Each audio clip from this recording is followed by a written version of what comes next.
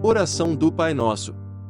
A oração do Pai Nosso foi ensinada por Jesus Cristo aos seus seguidores durante o Sermão da Montanha. A oração do Pai Nosso também é chamada de oração dominical, e está registrada na Bíblia no Evangelho segundo Mateus, capítulo 6, dos versos 9 ao 13. O significado dessa oração reúne adoração, petição e confissão de pecados. No Evangelho segundo Lucas, capítulo 11, versos 2 ao 4, também há uma forma de oração do Pai Nosso, que difere levemente daquela registrada no capítulo 6 de Mateus. Pois no Evangelho de Lucas o Senhor Jesus Cristo indica um modelo de oração ao responder um pedido de seus discípulos que queriam aprender a como orar. Antes de ensinar a oração do Pai Nosso, o texto bíblico mostra que Jesus Cristo exorta seus ouvintes sobre qual deve ser a atitude correta ao orar. Ele diz que seus seguidores não devem agir como os hipócritas que buscam apenas o reconhecimento humano durante as suas orações. Jesus também condena a prática de vãs repetições que era um comportamento comum entre os gentios em seus cultos pagãos. Então ele ensina que seus seguidores devem orar ao Pai confiando em sua soberania sobre todas as coisas e com a certeza de que ele ouve as orações de seus filhos. Faremos uma reflexão sobre cada frase relatada por Jesus Cristo na oração do Pai Nosso. Pai nosso, que estás nos céus. A palavra traduzida como Pai corresponde à palavra aramaica Abba, que era uma forma comum de um filho se dirigir ao seu pai com carinho. Então é muito significativo o fato de Jesus ensinar que devemos nos dirigir a Deus como Pai. Isso porque, por natureza, nós não somos filhos de Deus. A Bíblia em Efésios, capítulo 2, dos versos 1 ao 4, diz que o homem caído é, na verdade, filho da ira. Mas Deus nos adotou em Cristo Jesus. Isso significa que pelos méritos de Cristo nós fomos adotados como filhos por Deus, e recebidos como herdeiros em sua família. Só podemos chamar Deus de Pai por causa de Cristo. Também é realmente grande o número daqueles que foram redimidos por Cristo e aceitos na família de Deus. Então nós sempre devemos ter em mente que não estamos sozinhos, mas pertencemos a uma grande família. No cristianismo não há lugar para individualismo. A forma como Jesus diz, Pai Nosso, implica nessa verdade maravilhosa. Simultaneamente milhões de filhos se dirigem em oração ao nosso Pai, e Ele escuta a cada um deles. A razão pela qual isso acontece é porque o nosso Pai não é qualquer tipo de Pai. Na verdade, Ele é o Pai Nosso que está nos céus. Essa é uma clara indicação de sua divindade. Não oramos a um Pai terreno, mas a um Pai celestial, cujo trono está nas alturas e faz da terra o estrado de seus pés. Santificado seja o teu nome. A frase santificado seja o teu nome, essencialmente expressa a glória de Deus. Os filhos de Deus adotados em Cristo entendem que a finalidade última de todas as coisas é a glória de Deus, é a santificação de seu sublime nome. Nos tempos antigos os nomes não eram apenas títulos que distinguiam uma pessoa de outra. Na verdade os nomes eram considerados uma expressão da natureza da própria pessoa. Com isso em mente podemos entender melhor a petição, santificado seja o teu nome. O nome de Deus revela o que Ele é em si mesmo. Então quando pedimos ao nosso Pai que seu nome seja santificado, estamos dizendo que nosso desejo principal nesta vida é que Deus seja reverenciado acima de tudo e de todos. Venha o teu reino.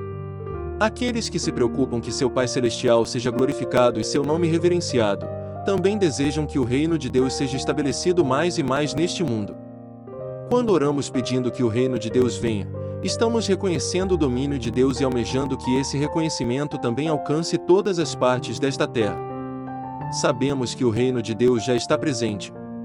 Jesus disse, é chegado o reino de Deus. Mas também sabemos que esse reino ainda não veio em toda a sua plenitude. Ele virá quando Cristo voltar mais uma vez. Então ao dizermos, venha o teu reino, estamos pedindo pela manifestação plena e final da obra de Deus na terra. Estamos pedindo pela expansão do Evangelho, estamos pedindo pelo retorno de Jesus Cristo, e estamos pedindo pela consumação de todas as coisas, para que possamos tão logo viver ao lado de Deus, no novo céu e na nova terra. Seja feita a tua vontade, assim na terra como no céu. Essa terceira petição relacionada a Deus é a consequência natural das duas primeiras. Se entendemos que a glória de Deus é o que realmente é importante e que seu santo nome deve ser reverenciado, e se entendemos a importância que há na expansão do reino de Deus nesta terra, então também entendemos que tudo deve estar submetido à vontade de Deus. É a vontade de Deus que deve prevalecer, não a nossa. A consciência dessa verdade bíblica deve moldar o nosso relacionamento com Deus. Antes de pedirmos qualquer coisa a Deus, devemos nos lembrar que é a vontade dele que deve ser feita e honrada. Então as nossas petições devem passar, primeiro, por esse filtro. Perceba que Jesus diz: seja feita a tua vontade, assim na terra como no céu. No céu a vontade de Deus é obedecida plenamente. Mas na terra, por causa do pecado, os homens transgridem a lei de Deus, eles não andam segundo a vontade do Senhor. Porém, quando oramos para que a vontade de Deus seja feita na terra assim como é feita no céu, estamos pedindo a Deus que seus planos e seus propósitos sejam completamente cumpridos, e que ele seja obedecido, reverenciado e glorificado na terra assim como ele é no céu. O pão nosso de cada dia nos dá hoje. Percebemos que somente depois de orarmos pela santificação do nome de Deus, pelo reino de Deus e pelo cumprimento da vontade de Deus, é que devemos orar pelas nossas necessidades diárias.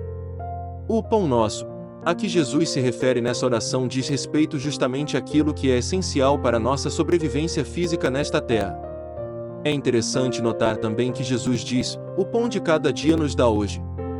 Isso significa que devemos orar todos os dias apenas pelo pão diário, confiantes de que o futuro pertence a Deus. Então, quando oramos, o pão nosso de cada dia nos dá hoje, estamos pedindo a Deus que Ele derrame de sua provisão sobre nós para que possamos ter o necessário para sobrevivermos diariamente neste mundo. Isso significa que o compromisso da provisão de Deus nesse sentido é simplesmente com as nossas necessidades básicas. É claro que se Ele quiser, Ele poderá nos dar algo além do pão diário, mas tudo o que passar disso é simplesmente favor de sua bondade e misericórdia. E perdoa-nos as nossas dívidas, assim como nós perdoamos os nossos devedores.